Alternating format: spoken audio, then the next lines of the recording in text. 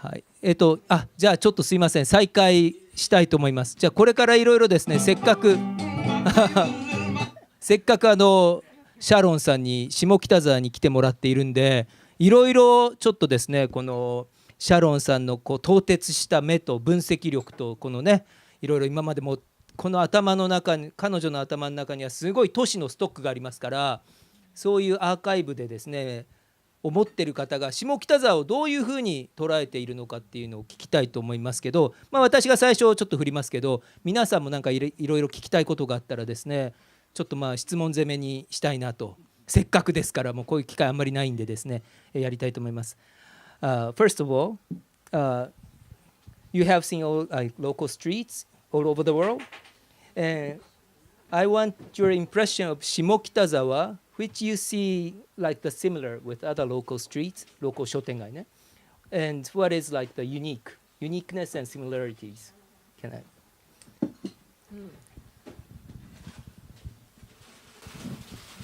Well, I'm not an expert on Shimokitazawa, I'm sorry to say. Karo is the expert on Shimokitazawa. 褒められると嬉しいな、シャロンに。Again, I can only compare what I see to other streets. And Shimokitazawa reminds me of the neighborhood where I live in Greenwich Village in the United States, in New York. Particularly, it reminds me of the East Village, where you have a lot of vintage stores, music stores, video stores, not so many chain stores. And it's a district where working class people live alongside artists. There's a lot of ethnic diversity, and there's also one street, St. Mark's Place, which has tattoo parlors, and it's a little bit raunchy compared to the other shopping streets. So Shimokitazawa reminds me a lot of the shopping streets of the East Village, which until the very recent past have looked very rebellious and countercultural, different from other shopping streets in New York or in other cities. But in the past 5 to 10 years, the shopping streets of the East Village have become much less wild in a cultural sense. There are still tattoo parlors on St. Mark's Place, but there's also a fancy food store and actually some Japanese and Korean restaurants. So it becomes it has a different character, a different atmosphere. But the Shimokitazawa has many stores. I think you said more than 1,000 stores. 1,200 in all the 4 quarters of Shimokitazawa. So, some of the quarters look like the East Village. Other quarters look like, more common shopping streets. So it's hard. It's hard for me to see Shimokitazawa as one unified shopping district. Although maybe it is, but I see it as different, streets with different characters. そうですね。グリニッチビレッジとイーストビレッジですね。ニューヨークに行かれた方は分かると思いますけど、マンハッタンで確かにワシントンポストかニューヨークタイムズが下北沢はグリニッチビレッジ、東京のグリニッチビレッジの絵の回答だっていうかですね、東京 's answer to the Greenwich Village っていう形で下北沢紹介していたんで、あとイーストビレッジですね、そういうところと似ているというね、そうですか。Cheese stores. Well, yeah, there are lots of cheese stores, but you find them in Azabu-Juban too. I mean, the sorts of stores that sell exotic foreign foods you can find in Tokyo and other places. In fact, I was telling Sunmi-san when we were walking here that we have in the East Village also a shop that sells takoyaki. Takoyaki, ne? Yeah, but not natto. But takoyaki, there's also national chain stores. Yes. Kyotako, ne? Yeah. So yeah. I don't think this is in New York. I don't think it's part of a chain, and it's only only one. Okay. So, do you see difference between 麻布十番 and 下北沢 maybe? You have じゃあスミさんからちょっとシャロンさんに答えてもらってスミさんにでいきましょうかね。スミさんよく知ってるからね。そうでもないんです。ね、そうですね。はい、じゃあちょっと first do you see any like difference between 麻布十番 and 下北沢? Yeah. Well, Sunmi is the expert on Azabu Juban, but yeah, there's a huge difference. Huge difference. Huge difference. And Azabu Juban looks very much like upscale streets in New York and in Amsterdam. And when I listened to Sunmi-san speak this afternoon, I really saw very clearly that the upscale streets recreate the sense of living in a village. And I think that this is very impressive to people with high educations and relatively high incomes, but maybe more high educations, because they have the knowledge of history to understand that cities today have become more homogenized and more alike, and we've lost the sense of living in traditional villages. Certainly in New York and London and Paris, I imagine in Tokyo also, where people have lost the sense of living in an enclosed community. And probably it's good that people have lost that sense and they have the freedom of the city. But the high-class streets, the high-status streets, somehow managed to recreate that sense. In Azabu Juban, Sunmi-san and Machimura-san think of globalized authenticity, and they talk about how the shopkeepers create a sense of Japanese culture for Japanese people, but also they create a sense of Japanese culture for foreigners. So, I recognize the Amsterdam street, the high-class Amsterdam street, in that description. And to some degree, that's a little bit like some streets in the West Village in New York, and maybe in Park Slope, where the shopkeepers don't have a traditional American culture to recreate, but they create the sense of traditional stores, face-to-face relations, the shopkeeper who knows you, small scale. And I think this is very appealing to people, but it's especially appealing to people with relatively high incomes or high education. Maybe not high income, but high education. People with low income and low education, they need to find cheap prices. But there are other values that become important to people with high education. So I find that a common theme, and that's that's not the same as in Shimokitazawa. It's a very different sort of shopping street. ちょっとですね、なかなか、ちょっと私も初めて聞くようなことを聞いたんで、ちょっと訳すのもあれなんで、ちょっとスミーさん今の、ちょっと解説も含めてスミーさんの、ちょっとこの麻布十番の特殊性、特に下北沢との違いみたいなのがありましたら、ちょっと説明してもらえますか。その前に一度自己紹介させていただきます。私は一橋大学大学院の大学院生のキム・ソンミと言います。町村隆先生が私の先生でして、実は今日一緒に来るはずなんですけれども、先生が来られない事情があって、なぜか私がここに座ってるっていうことです。で、私はもともとずっと墨田区の向島っていうところの研究をしているんですけれども、まずそういった日頃やってることと興味が近いということで、今回このプロジェクトに関係しています。で、下北沢と麻布十番の違いというのは、階層とかあらゆる文化的な特徴の違いというのは彼女がおっしゃった通りだと思うんですけれども、私が面白いと思うのは2つの街っていうのは、東京のあらゆる場所の中で自分たちの住んでる街を自分たちの意思で作っていきたいというような意思が割と強く働いているような場所だなと私は思っていて、下北沢の場合は再開発とかそういった外からやってくるものに対するある種のユースカルチャーとも合わさった抵抗みたいな動きがあって、麻布十番の場合は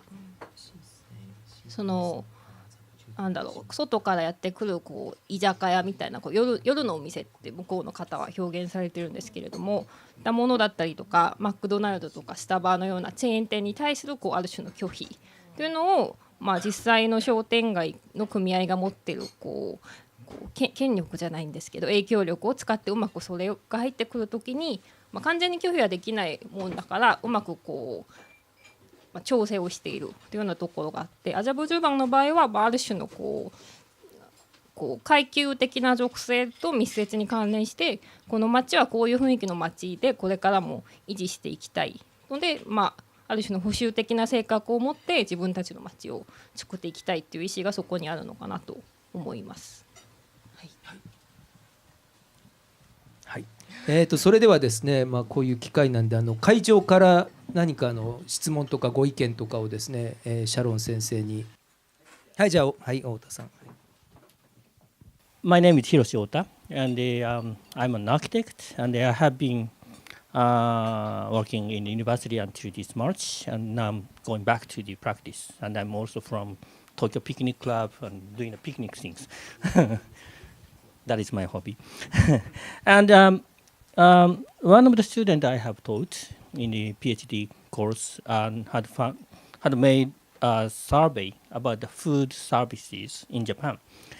And what he has found is that there's a lot of types of food items, like from meat or milk and vegetables. And he found out that the most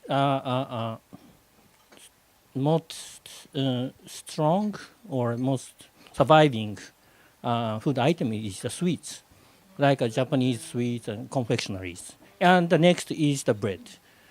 And but we can understand that when you go to the shopping streets, the very old Japanese sweet shop survives, and we don't know why.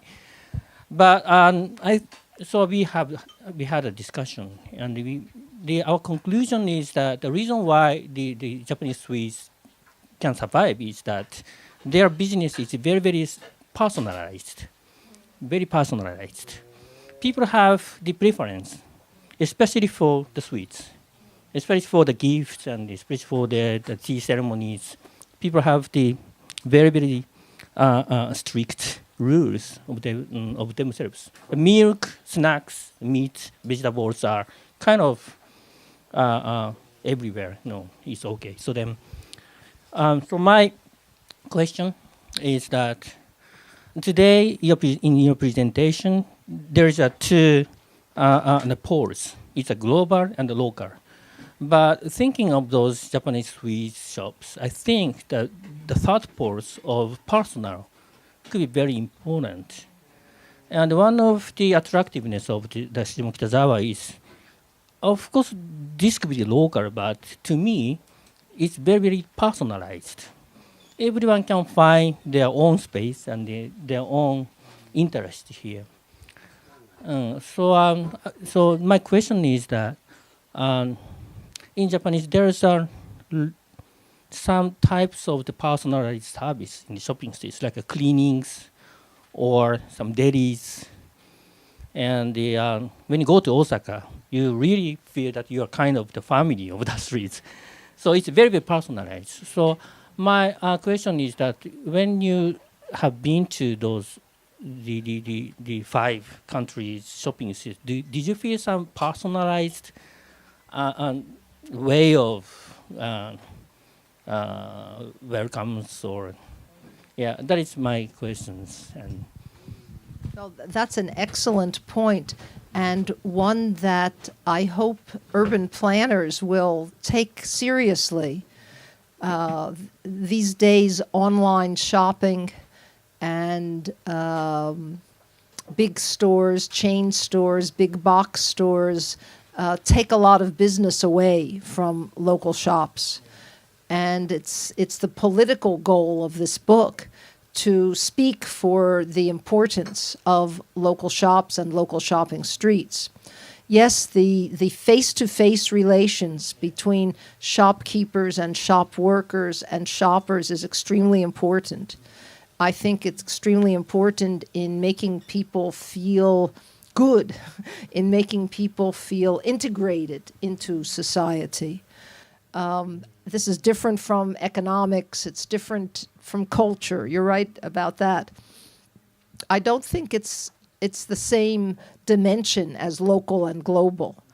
And by the way, about Japanese sweets, I think that Japanese tastes in sweets are so specific that they survive because nobody else will supply those needs. I mean, that's not a bad thing. It's just an observation. When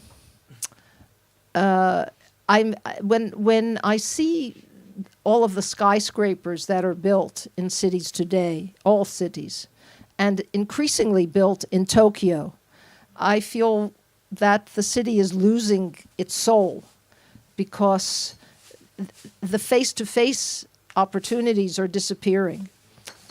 You don't have that relationship in the stores in a shopping mall or in a skyscraper. You don't have that kind of personal relations, maybe because there are so many people coming in, or maybe because of the scale of the building.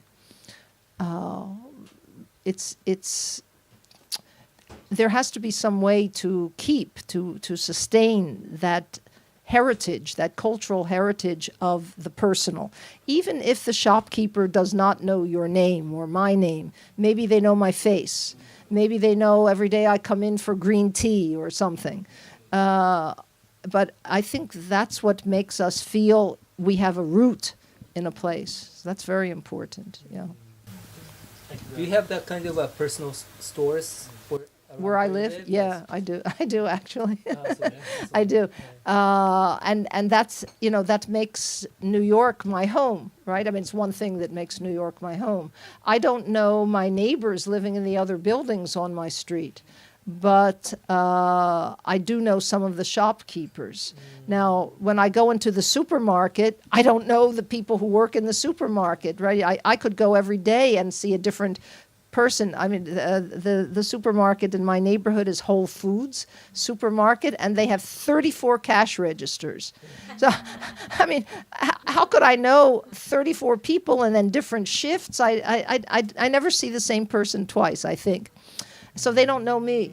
But if I go to the local store where they sell Italian cheese, they know me. They don't know my name, but they know that every week I buy mozzarella, or every week I buy something. They know that, and we talk about the family, and it's nice, for 5 minutes, 10 minutes, I feel some connection.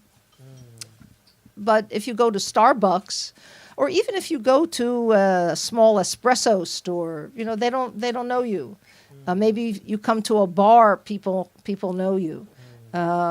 So I think that I think it's very important to me in New York that I have certain shops, not every shop, obviously, but certain shops where people know me. And also there's a very big farmers market in my neighborhood where I go at least once a week, and I know the farmers there. So I speak to them and they speak to me. And again, that's a very important connection for me. Otherwise, we have so much mobility in the city. People are moving around all the time. But it's the personal relations that you have every day with hello, goodbye, how are you, in the shops that really makes you feel that you are rooted in a place. At least for me, I don't know, maybe other people feel rooted in other ways. For example, if you have young children and they go to school, you feel rooted through the child. You feel rooted to the playground where they play. You feel rooted to the school. You know the other parents. But the shops are there for everyone. And I think that's important, that they're privately owned. They're not public, but they're public space, and privately owned public space. And I think that's very, very important. Do you think that's one of the reasons why people are coming back from suburbs to inner city in like European countries maybe? If they are coming back, I think that they're looking for a village type of home to return to. Yeah, I think they're looking for identity. I mean, I wrote a book about authenticity, and Naomi translated it, so she knows that I wrote about authenticity. And I think that local shops have a sense of authenticity that make people feel this is real. This is the real place. 太田先生の今の質問はシャロンの説明だとグローバルとローカルという2つの軸で見てたんだけど、太田先生がパーソナルと、匿名性みたいなののもう一つの軸持っていったら、シャロンさんが非常に鋭い質問だっていうことで、そのパーソナルみたいなことで、その人々はやっぱ商店街みたいなのに自分が帰属することでアイデンティティ的なものを求めているみたいなことを解説してくれましたね。他に何かありますか？今ちょっとシャロンさんの本は、日本語で訳されてて、ネイケッドシティって題で、日本語のタイトルは何でしたっけ？そう、ネイケッドシティなんですけど、なんか都市はなぜ魂を失ったかという日本語のタイトル、すごいかっこいいタイトル。ザ・ネイケッドシティはね、裸の都市みたいな感じですけれども、その翻訳者が、ここに内田先生がいらっしゃいますんで、内田先生も何かちょっとなんかね、よく話してるんで質問するのもこのコンテクストでちょっと、コンテクストちょっと違うかもしれませんけど。Hi, my name is Naomi Uchida.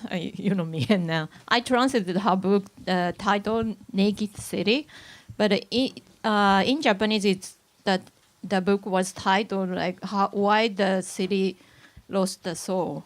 That's the word from the chapter 1, right?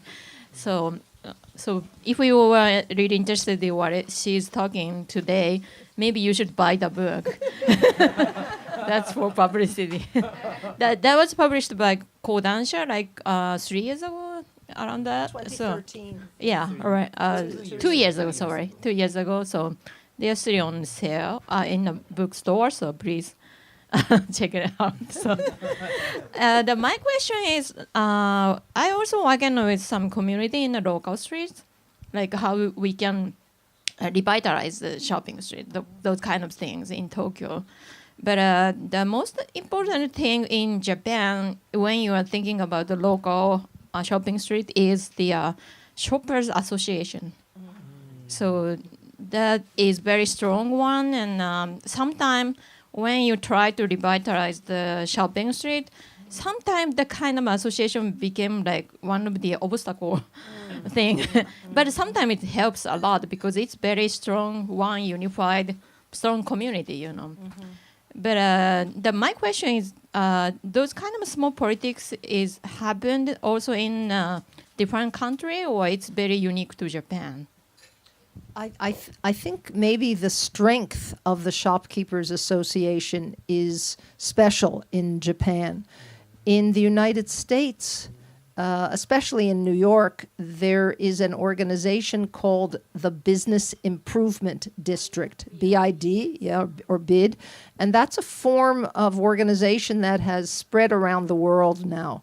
The idea is that the building owners and the store owners pay an extra tax. That tax goes to the local organization, and the local organization decides what to do with it. Usually in New York, the organization pays for extra cleaning of the street and maybe security guards to make everything safe on the street. But then they also have festivals, and they make holiday lights, and put furniture on the street, or maybe public art. So that's been very important in all shopping streets and districts of New York City, from Times Square to a very small local street somewhere in Brooklyn or the Bronx.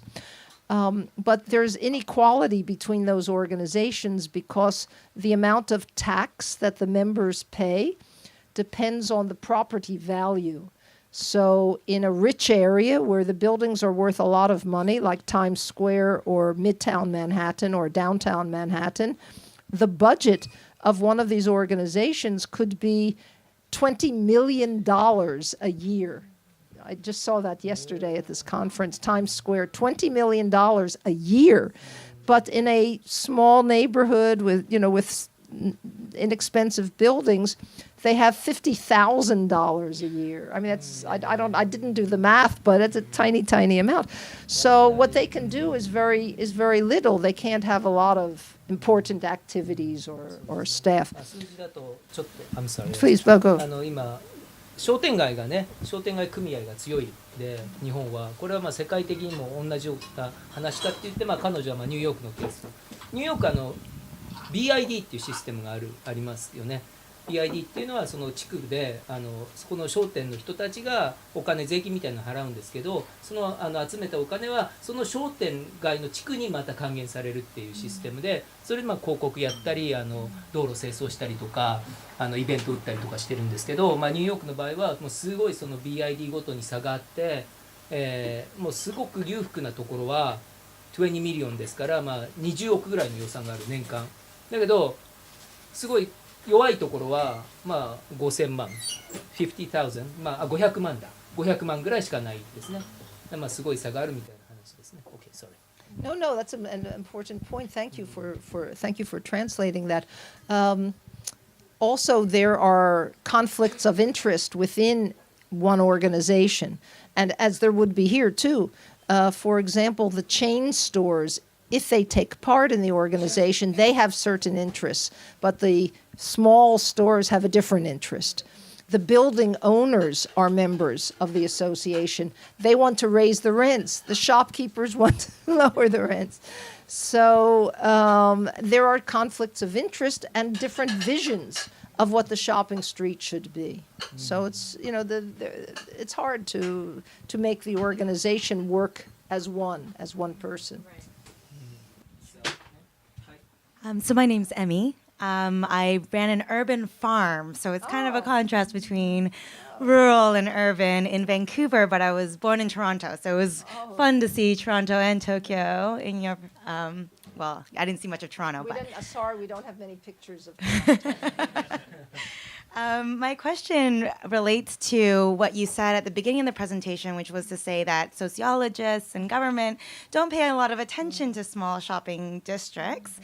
And kind of the ramifications of the lack of policy that maybe would play into this. I'm currently a master's student studying small-scale agriculture, and same thing. I feel like the interest in preserving the kind of the intangible benefits of small-scale anything is being lost politically, and I'm wondering how you're communicating that need and what kind of measures you're using to communicate to politicians or even to people in economics or anything about the value that these small businesses present. This is an excellent question and an important political question in New York right now. Small business. We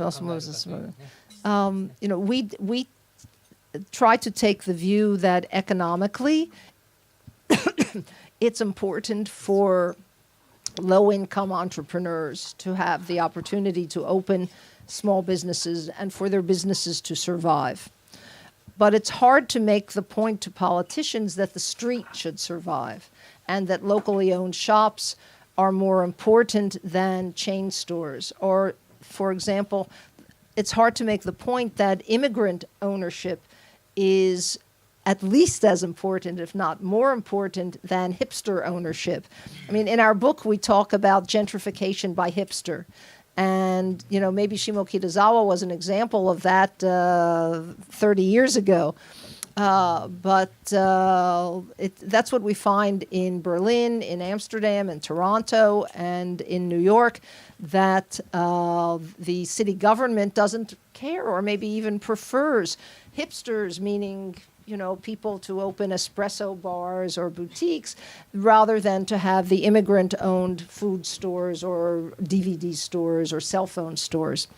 So it's very hard to make the point economically that a city government will listen to. But in New York City now, there is movement. There is a social movement called, I think it's hashtag Save NYC, trying to get the city government to do something before all of these stores are lost. And just, every day more stores close, more small shops close. It's really difficult because in some parts of New York City, there outside of Manhattan, there is so much happiness when new businesses open that they don't really care what happens to the old-time businesses. In Manhattan, there's more of a sense of loss that these stores the small stores are replaced by chains immediately, or a lot by banks actually replaced immediately. So you get really monotonous standardization and lack of the personal relations that you enjoy with small stores. The Manhattan Borough President actually has a task force that's working on this, and I'm in communication with them. But that's number one. And we're supposed to develop a survey of business owners with them. Number two, the other borough presidents are not interested in this. The Manhattan Borough President told me herself that the other borough presidents are not interested in this issue at all. The New York City Council is considering a bill that would require negotiation over the rent increase at the end of a lease. But I'm not sure that there is any chance that will pass because the real estate interests are so strong in New York City. But there are more city council members now that are supporting that than ever before. So that's number two, or number three after Save NYC. I went to speak with the Department of City Government, which is in charge of small businesses, but they said, and I explained to them what I discovered in my research in New York, and they said, well, it's very difficult to know what is the real cause of the crisis of small business. It's true that some small businesses sell products that don't have a lot of market appeal, and the city government does not want to support businesses that are going to fail anyway. And then when I said very strongly that the rent is too high, and many people are saying that, I'm not the only one, the people whom I was speaking to in this department who have every sympathy with small business owners said, well, we're not sure that it's always the rent. We need proof that it's the rent that is killing the small businesses. Maybe it's something else. So, by the time you collect information about the rent in a big way, those stores have died. So it's very difficult to get support for small business. Yeah. Did you see the similar problem with all these 6 cities? The rent? The rent is a problem in all 6 of the cities, and again, even in Shanghai, in that area where I show the cafe in Tianzifang, which is a wildly successful area, it has a very complicated ownership situation, but the rents have increased 4 times, 5 times, 10 times in 5 years. And a lot of the owners just can't pay those rents. So already there's been an increase in chain cafe ownership. Some art-related stores and art galleries have gone out of business. More restaurants have opened. More cafes have opened, and the owners are crying. But the city, even in China, and at least in Shanghai, there's no rent control. And in New York, there's no rent control. Nowhere. None of these cities have any kind of help for the rent situation. None. But you have rent-controlled apartments. Not. There are some, yes, but there are decreasing numbers of those, and there's no commercial rent control. No rent control for stores. No. やっぱシャロンさんが、6つの都市で今回本で紹介した6つの都市でやっぱどこの都市でもこのレントですね、家賃の問題、これがすごく深刻であるっていうことを言ってます。麻布十番もそうですか？麻布十番の場合はもともと結構裕福な人たちが多いので、南麻布に住んでながら麻布十番でお店をやってるような人たちがたくさんいる街なので、そうですか。割とこう、新たに入ってきた人は多分うまくいかないと払えなくて出ていかざるを得ないっていうのはあると思います。You know, one of the big problems all over in local shopping streets is infrastructure. You know, either the city government opens a subway station like in Azerbaijan, or they don't open a subway station, and or they widen a road. Or in Amsterdam, on the upscale street, Utrechtsstraat, the city government had to make repairs of the bridges over the canals. And the shopkeepers were so angry because it looked like the street was closed, and they said they lost a lot of business, and because the tram could not go there during the time of the repairs. So again, the shopkeeper said they lost a lot of business. And I asked them in the interviews, did you really lose a lot of business? They said, yes. You know, we looked and we saw, and, you know, they gave me some numbers. So infrastructure is always a big problem. Landscaping of the street in Javestraat, the working class street in Amsterdam, the city government changed the landscaping. They changed the parking of the cars on the street. They tore down trees. They put in new trees. So, I mean, everything about the infrastructure is always a problem between the shopkeepers and the city government. 商店の人たちはあんまりインフラ整備は嫌いだというのも世界に共通しているみたいですね。はい。あと2名ぐらい質問がありましたらぜひとも。はい、じゃあどうぞ。はい。Hello, I'm Kathy. I study a PhD here at Tokyo University in community design. I'm graduated in architecture though, so there we go. So I was just wondering, kind of on a positive note maybe, if you could have observed any innovative practices and how to counteract the gentrification. I recently read article about sharing space, and kind of immigrants got more and more creative about sharing space with different businesses. But I know in Belgium that's really difficult to justify a business that's not only a bookshop or only a cafe or something, because you can't combine different shops in one shop. So I was wondering if you know about any innovative practices or policies that would encourage kind of new occupation. But maybe some innovative, some solution? Well, let me answer the specific question first. Immigrants often have different businesses in London and New York especially. They have different businesses in one shop space because there's one main tenant who signs the lease, and then they sublease to the others. And it's usually legal to do that. There's no difficulty. And they're different. They may not have companies. They may just be individual entrepreneurs. But it's quite legal to do that in terms of the property of the shop. But innovative, I don't consider that an anti-gentrification practice at all. As long as the rent is paid, that's fine. But if there is a redevelopment policy on the part of the city government, or if there is a building owner's decision to raise the rent and those people can't pay, then they're out.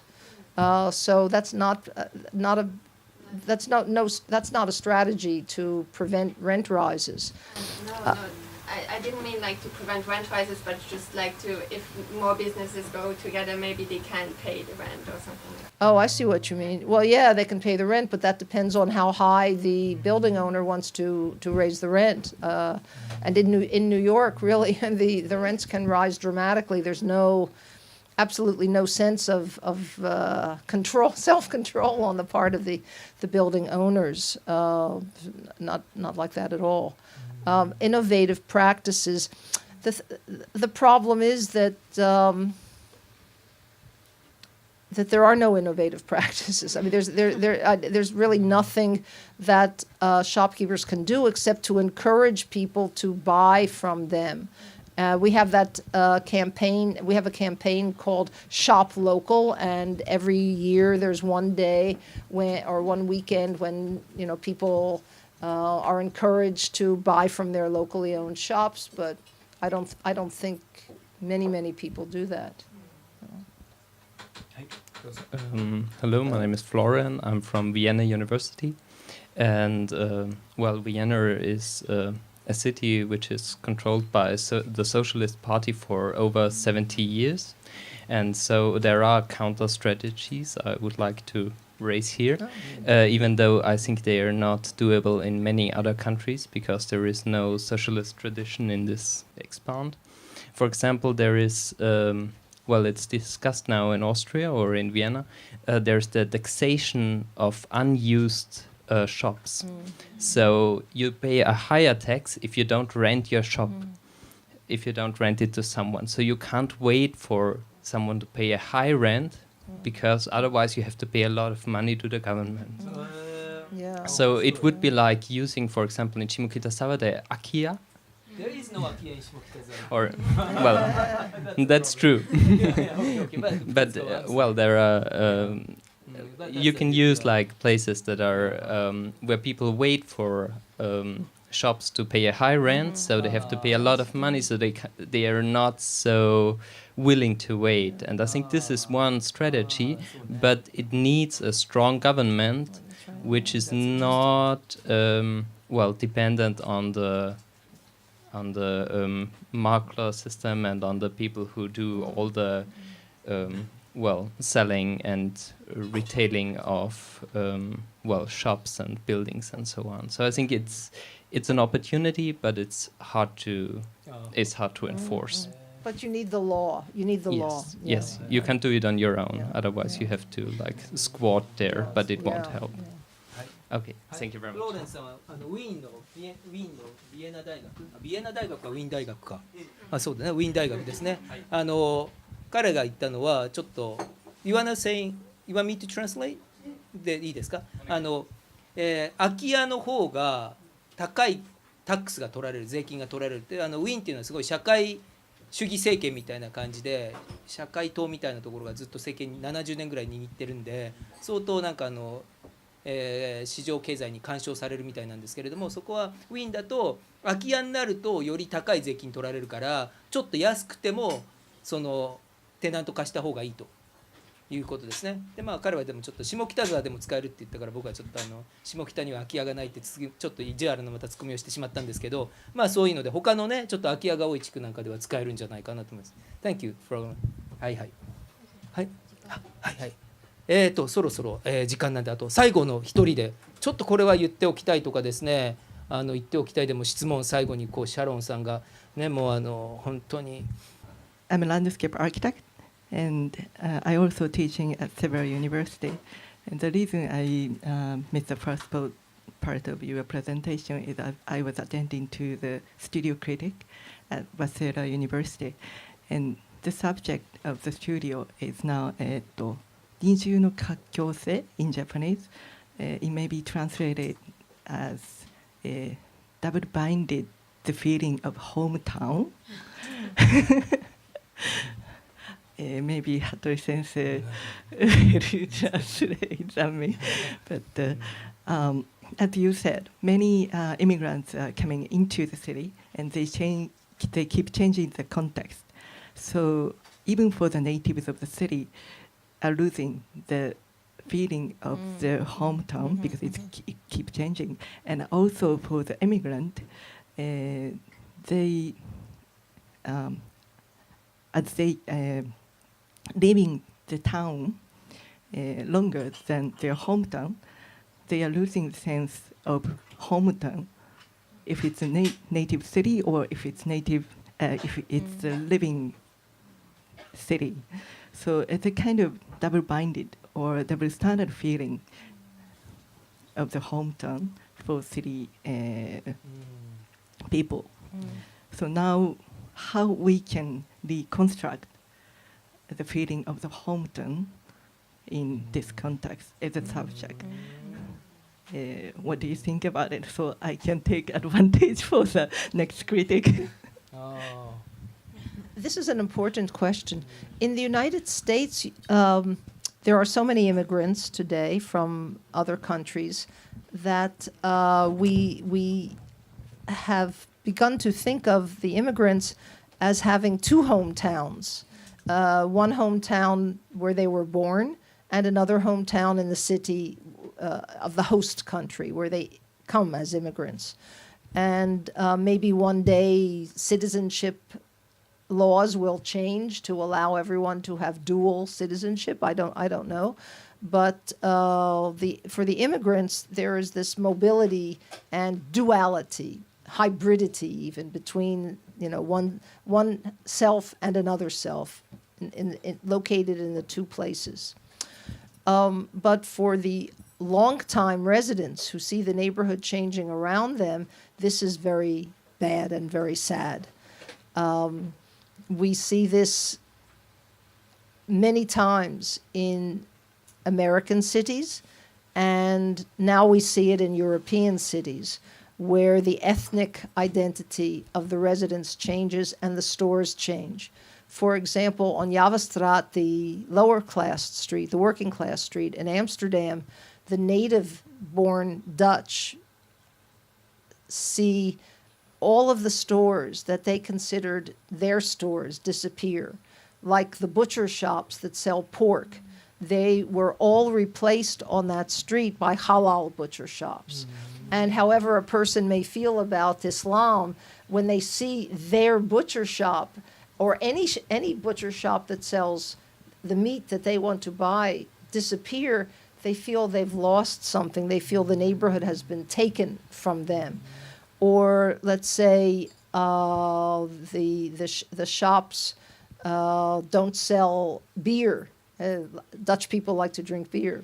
So the shops don't sell beer if they're owned by Orthodox Muslims, or there are no bars anymore. That's sort of an extreme statement, but that's more or less what happened on that small street. And Dutch people say, I feel like this isn't my neighborhood, this isn't my home anymore. That's quite true. By the same token, when that street and that district have been gentrified, bars have opened up again. And I don't know about the butcher shops, but there's one restaurant that's very popular now in that street called the Wild Pigs. And that's a terrible name for Muslims, to have a restaurant, the Wild Pigs. But they feel they've lost their neighborhood, which they created during the past 30 to 40 years there. I mean, that's not a short time, 30 or 40 years.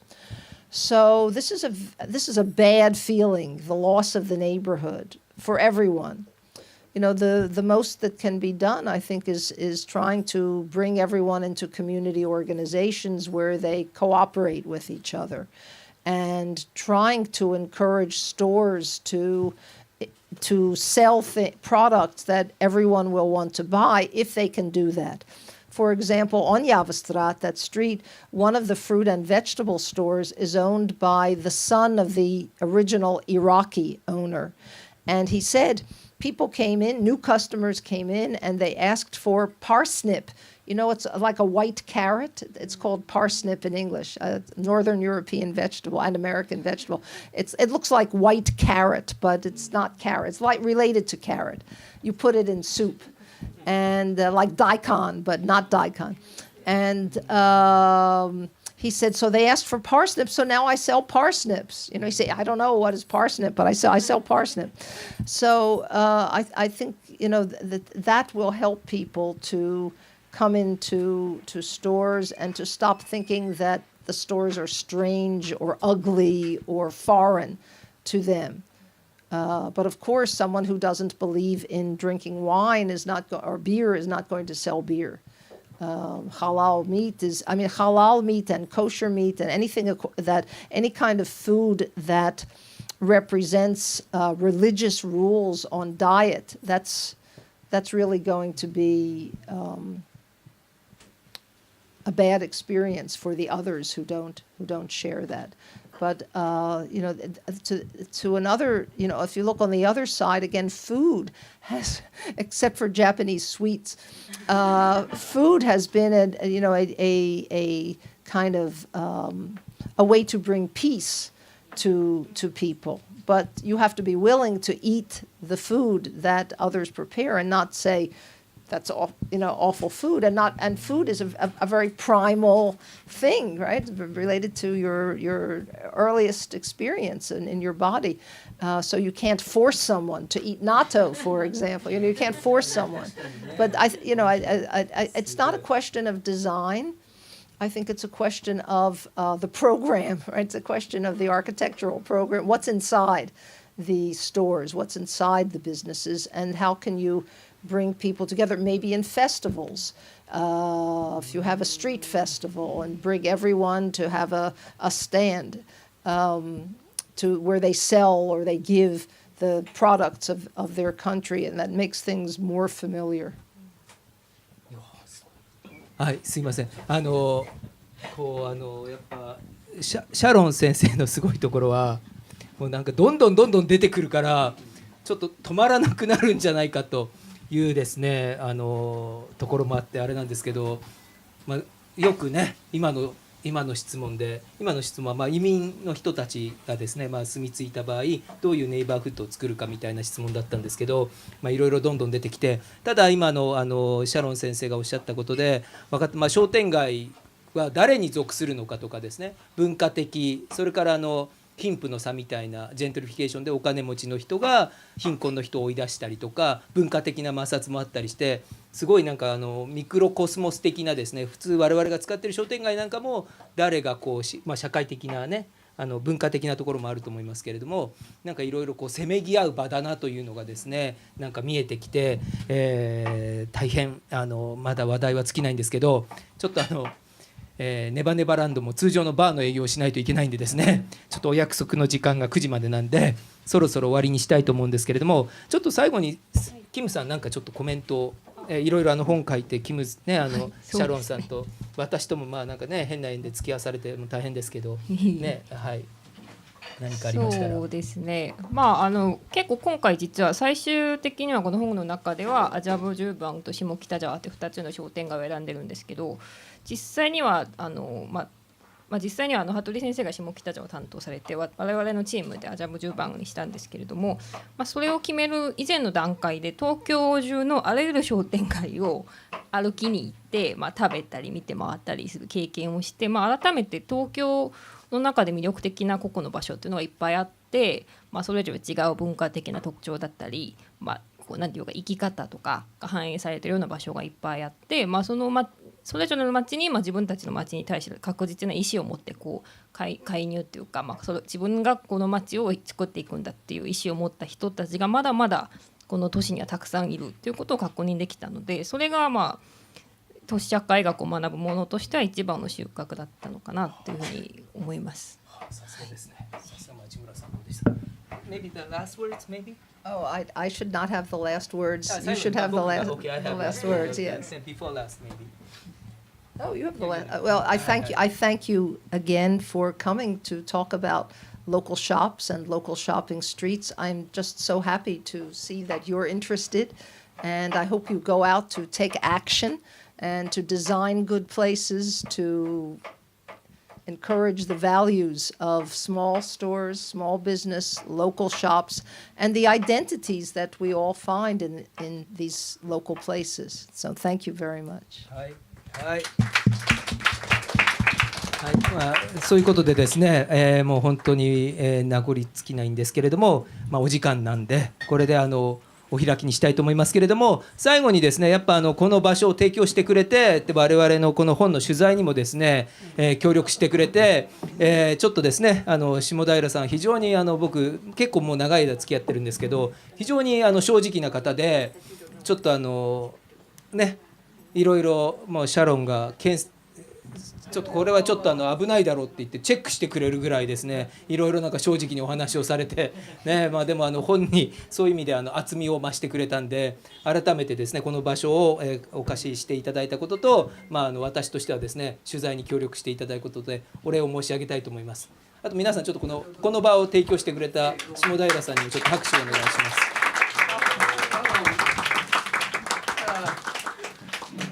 Thank you very much. Oh, thank you. Thank you very much.